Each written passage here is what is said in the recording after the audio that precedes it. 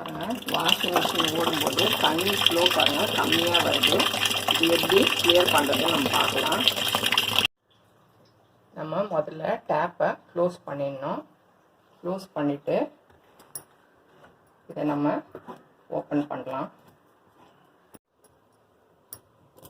Open பண்ணிட்டோம். இங்கே பாருங்கள், நிறைய டஸ்டெல்லாம் அடைச்சிட்ருக்கு. அதனால தான் நமக்கு தண்ணி வந்து ஃபாஸ்ட்டாக வரல. இதை நம்ம எடுத்து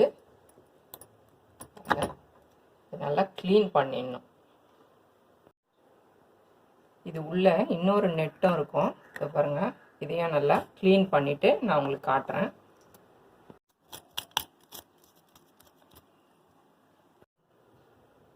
பாருங்கள், நல்லா க்ளீன் பண்ணியாச்சு. இதை நம்ம இதில் செட் பண்ணிடலாம்.